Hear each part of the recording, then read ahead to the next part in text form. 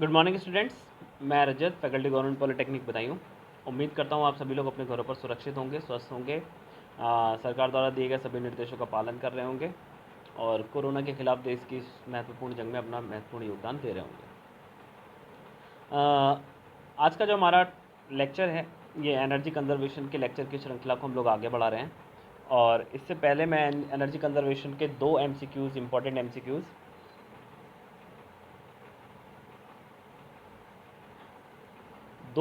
MCQs नाम से lectures डाल चुका हूँ। उनमें एनर्जी कंजर्वेशन से सब्जेक्ट से रिलेटेड इम्पॉर्टेंट MCQs का डिस्कशन था जो कि बेसिक लेवल के थे। ठीक है, अब हम बेसिक लेवल से धीरे धीरे कॉम्प्लेक्स लेवल की तरफ चल रहे हैं। ठीक है, आगे की तरफ चल रहे हैं। ठीक है, चलिए। तो आज का जो हमारा पहला क्वेश्चन है वो है the water pollution prevention and control act was formed. In questions को आपको, कुछ क्वेश्चंस ऐसे होंगे जिनमें डिस्कशन के लिए कुछ नहीं है, समझाने के लिए कुछ नहीं है, बस आपको क्या करना है, उनको याद करना है, अपने नोट्स की कॉपी में लिख लेना है, कई बार वो पूछेगा। ठीक है, the water pollution prevention and control act was formed in the year. कौन सा एक्ट बेटा? Pollution prevention and control act. ठीक है, और कौन सा वाला? Water pollution act. ठीक है, तो ये जो हुआ था ये हुआ था 1974 में। ठीक है, 1974 आपका इसका राइट आंसर होगा। आप याद रखिएगा, पोल्यूशन कंट्रोल को लेकर के एक मीटिंग हुई थी और वो मीटिंग हुई थी समथिंग, एक मिनट रुकिए, मैं आपको उसके बारे में बता ही देता हूँ। इसके बारे में डिस्कस कर लेना चाहिए हमें।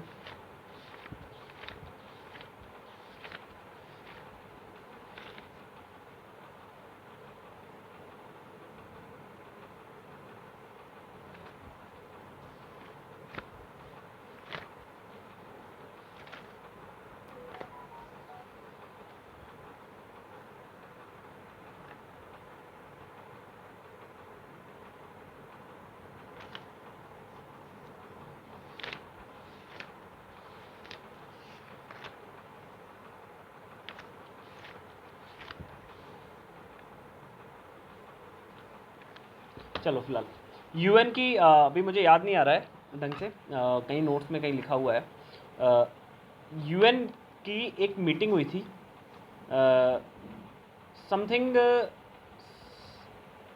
65-64 के समथिंग वो मीटिंग है। और वो मीटिंग हुई थी स्विट्ज़रलैंड के एक शहर है स्विट्ज़रलैंड का, उसमें, उसके बारे में मैं आपको नेक्स्ट वीडियो में पक्का डिस्कस करूँगा। अभी मुझे कुछ ढंग से याद नहीं आ रहा है, माइंड में थोड़ा सा खाली है। तो आप जो है इसको 1974 याद कर लीजिए और मैं इसके बारे में आपको पूरी डिटेल बताऊँगा कि कहाँ से इसकी शुरुआत हुई और कहाँ से। तो ऐसा था कि UN की एक मीटिंग हुई थी, यूनाइटेड नेशंस की। भारत यूनाइटेड नेशंस का जो है सबसे पुराने सदस्यों में से एक है। तो इन्होंने एक वो किया था, एक समझौता किया था, MOU साइन किया था, जिसमें क्या था कि सभी यूनाइटेड नेशंस के देश जो यूनाइटेड नेशन से ताल्लुक़ रखते हैं, संबंध रखते हैं, उनको अपने देश में पर्यावरण के संरक्षण संबंधी नियमों को बनाना था। उसी नियमों के क्रम में हम लोगों ने क्या किया था, 1974 में water pollution prevention and control act जो है बनाया था। ठीक है, हमारी पार्लियामेंट में। ठीक है, चलिए नेक्स्ट देखते हैं। नेक्स्ट क्वेश्चन,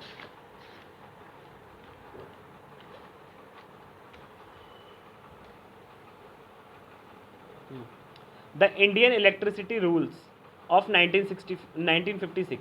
1956 में इंडियन इलेक्ट्रिसिटी रूल्स नाम से एक रूल गाइड आई थी। ठीक है, इसको एक्ट भी बोल सकते हैं आप, एक रूल गाइड आई थी। उसमें क्या था कि इलेक्ट्रिसिटी को कैसे जनरेट करना है और यूज़ करने हैं, इन सब चीज़ों के बारे में बताया था। तो the Indian electricity rules of 1956 covers, उसमें क्या क्या चीज़ें कवर थी? इंस्पेक्शन ऑफ इलेक्ट्रिक इंस्टॉलेशंस, नहीं, इंस्पेक्शन तो गवर्नमेंट के पास था तो ये नहीं था। लाइसेंसिंग, पहले विद्युत जो इलेक्ट्रिसिटी था उसका प्राइवेटाइजेशन नहीं हुआ था, तो लाइसेंसिंग से कोई मतलब ही नहीं था, गवर्नमेंट के पास सारे राइट्स थे। फिर आता है general safety and precautions. General safety और प्रिकॉशंस जो थे वो भी इस एक्ट में नहीं थे, ठीक है, वो भी इस एक्ट से बाहर की बात थी। तो ये तीनों ही चीज़ें जो थी वो इसमें नहीं थी, इसीलिए जो इसका आंसर होगा वो होगा दूसरे का ई। The Indian electricity rules of 1956 जो है वो इन सब चीज़ों को कवर नहीं करता था, ठीक है। चलिए नेक्स्ट देखते हैं। Energy conservation act. Energy conservation act was formed in the year of. Energy conservation act जो है वो कब पास हुआ था?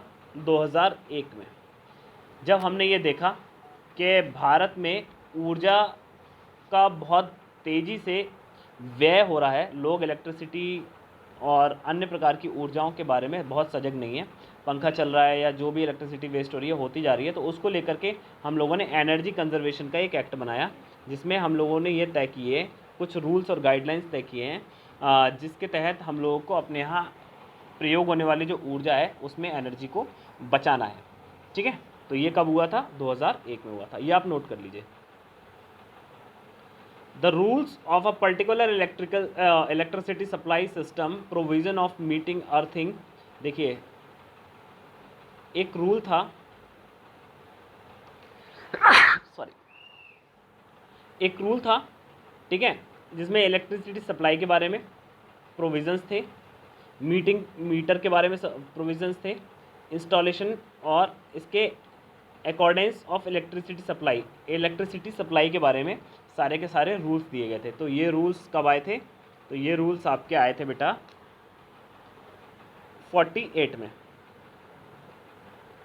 जब भारत देश आज़ाद हुआ था, संविधान लागू नहीं हुआ था, तब इसको लेकर के कुछ रूल्स रेगुलेशन बना दिए थे। पहले 1948 से पहले क्या होते थे? मीटर नहीं हुआ करते थे, इलेक्ट्रिसिटी के मीटर नहीं होते थे। क्या होता था? इलेक्ट्रिसिटी लगवा ली और उसका महीने का एक पर्टिकुलर चार्ज जाता था, वो दे दिया, छुट्टी, कितना ही प्रयोग करो, कितना ही यूज़ करो। तब मीटर कब से आए हमारे यहाँ? 1948 से आए, ठीक है। पहले मीटर हमारे यहाँ नहीं हुआ करते थे। और एनर्जी कंजर्वेशन का एक्ट हम लोग कब लेकर आए? एनर्जी कंजर्वेशन का एक्ट हम लोग कब लेकर आए? इससे प्रीवियस क्वेश्चन में हमने पढ़ा था 2001 में लाए। लेकिन हमारे यहाँ मीटर से संबंधित समस्या प्रावधान कब हुआ? 1948 में हुआ। इससे पहले हमारे यहाँ मीटर नहीं हुआ करते थे, अर्थिंग नहीं हुआ करती थी, ये सारी चीज़ें कब आई? 1948 में।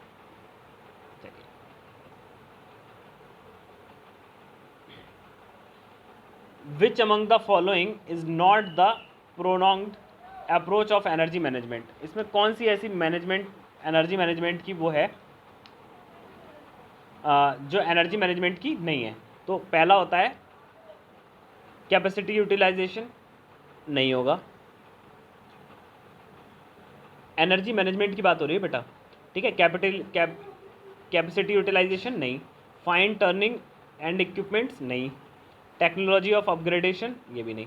तो क्या होगा? ऑल ऑफ दीज, ठीक है। ये तीनों ही हमारे इससे संबंधित नहीं है। चलिए नेक्स्ट देखते हैं। एलएनजी, ये थोड़ा सा आसान क्वेश्चन है। एलएनजी क्या होता है? Liquefied natural gas. क्या होता है बेटा? Liquefied natural gas. एलएनजी क्या होता है? Liquefied natural gas. क्या आंसर होगा आपका? ये वाला आंसर नंबर ए इसका राइट आंसर होगा, लिक्विफाइड नेचुरल गैस। चलिए नेक्स्ट देखते हैं।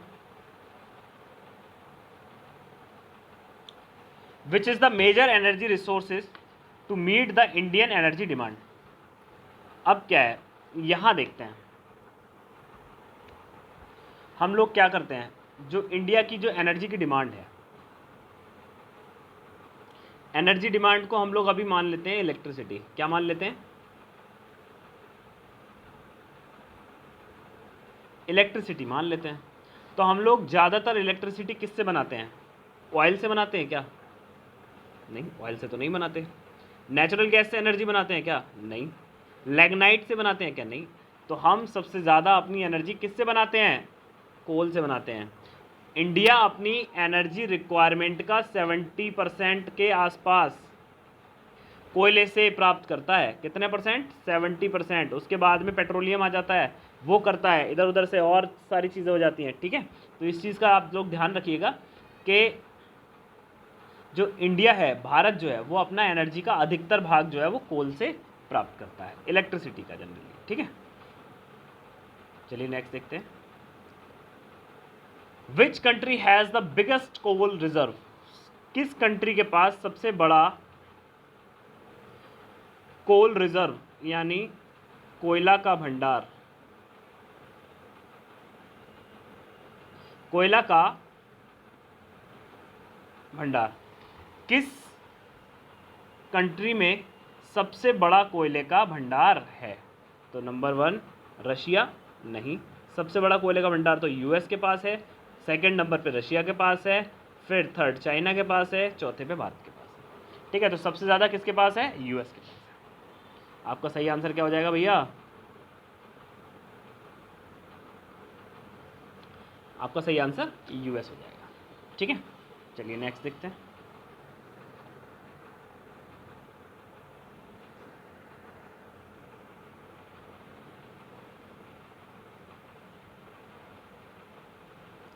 Which country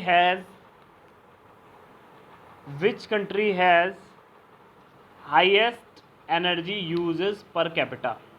per capita मतलब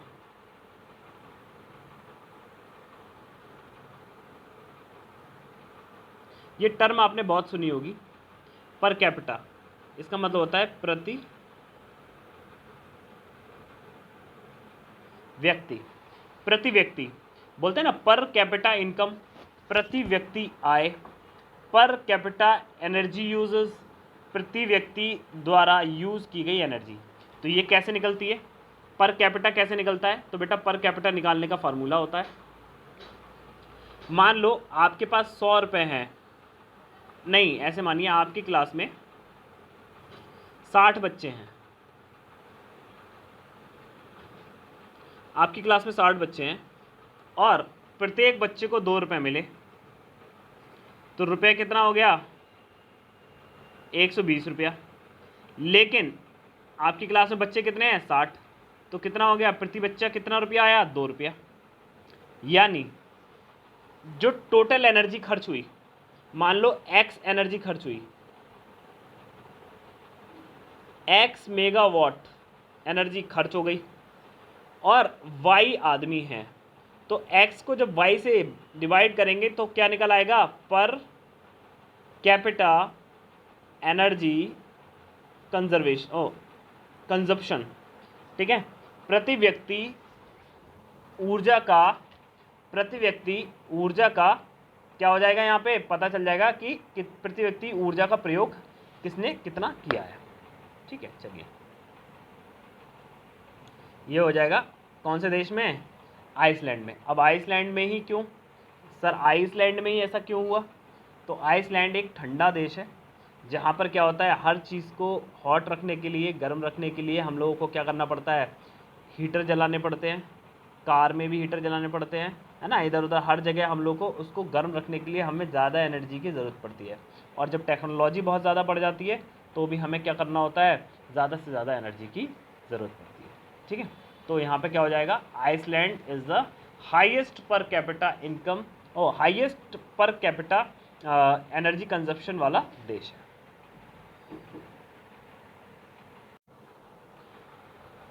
चलिए नेक्स्ट देखते हैं। In the given options the non commercial source of energy, non commercial source of energy यानी ऐसा सोर्स ऑफ एनर्जी जो कमर्शलाइज नहीं है, non commercial source of energy कौन सा है? ठीक है, तो कोल नॉन कमर्शियल है क्या? नहीं, कोल तो खरीदा बेचा जाता है। लिग्नाइट भी खरीदा बेचा जाता है। फायरवुड का मतलब होता है जलावन लकड़ी, तो फायरवुड क्या आपको नॉन कमर्शियल लगता है? नहीं। लेकिन नॉन कमर्शियल क्या है? रिफाइंड पेट्रोलियम प्रोडक्ट हैं जो नॉन कमर्शियल हैं, जो अभी कॉमर्शलाइज नहीं हुए हैं, जिनका ख़रीद बिक्री नहीं होती, वो ऊपर उसके पर्टिकुलर यूज़र्स होते हैं, वो उसको यूज़ करते हैं। ठीक है, तो ये कैसा हो जाएगा, नॉन कमर्शियल एनर्जी रिसोर्सेज। ठीक है, तो ये आपका आज का लेक्चर था। मिलते हैं नेक्स्ट किसी लेक्चर में। तब तक के लिए आप लोग इसको पढ़िए, इन क्वेश्चंस की प्रैक्टिस करिए। कुछ प्रॉब्लम्स आती हैं तो आप मुझे कमेंट बॉक्स में लिखिए, हम उसका सोल्यूशन करेंगे किसी न किसी तरीके से। आपको नोट्स प्रोवाइड, अगर किसी चीज़ के नोट्स की ज़रूरत आपको पड़ रही है तो आप मुझे बताइए, नोट्स भी प्रोवाइड किए जाएंगे। ठीक है, और अपनी पढ़ाई पर ध्यान दीजिए। आपके एग्ज़ाम्स सुनने में आ रहा है कि MCQ टाइप के क्वेश्चंस होने वाले हैं, तो उसी की प्रैक्टिस हम लोग लगातार करवा रहे हैं। ठीक है, मिलते हैं नेक्स्ट किसी लेक्चर में। तब तक के लिए अपने घर पर रहिए, सुरक्षित रहिए, खुद भी सुरक्षित रहिए, घर वालों को सुरक्षित रखिए, सोशल डिस्टेंसिंग का पालन करिए, हाथों को सैनिटाइज़ करिए और पढ़ाई करते रहिए। धन्यवाद।